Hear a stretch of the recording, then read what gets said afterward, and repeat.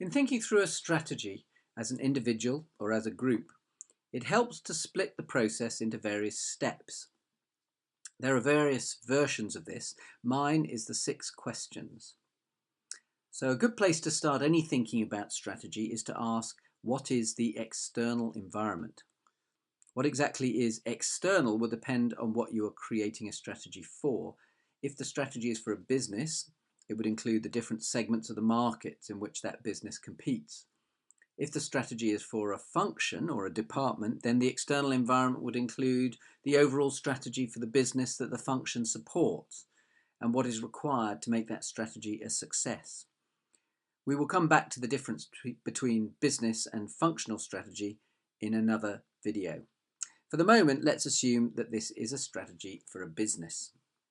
So the second question is, what is the internal situation, including the business's current objectives, its competitive position, its customers, and how well it's serving the needs of those customers, and its performance.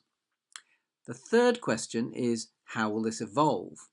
Our strategy needs to work in the future, not the past. We have to make sure that we avoid the mistakes of the generals who based their strategies on what they'd learned from fighting the last war. These 3 questions give us a diagnosis of the situation, so that we can now ask our 4th question, what is the primary issue? Making sure that your strategy addresses the primary issue is important because people often disagree on what it is, and thus what the options are that need to be considered.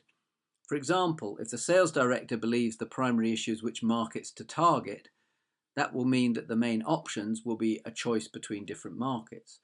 But if the production manager believes the primary issue is how to reduce the number of products to lower costs and improve delivery times, then the key options to consider include different ways of reducing the number of products. The final 2 questions are, what are the options to address the primary issue, and which of these options is best? The 6 questions framework describes an ideal way to talk through a strategy, but in reality, strategy discussions often bounce around from question to question. For example, a discussion of options might lead to a debate about how the market's going to evolve. And that's why I show these questions as cogs. The discussion of one question often triggers the discussion of another. You can use the framework to make sure that this bouncing around doesn't get too chaotic.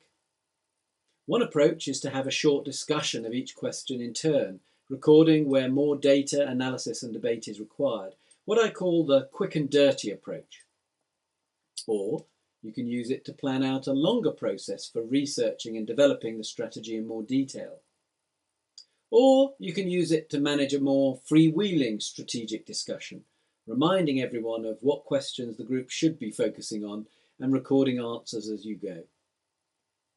Whichever way you use it, the 6 questions can help you make sure that the answers to all the questions are well thought through, fully debated, and lead to a logical choice of the best strategic option.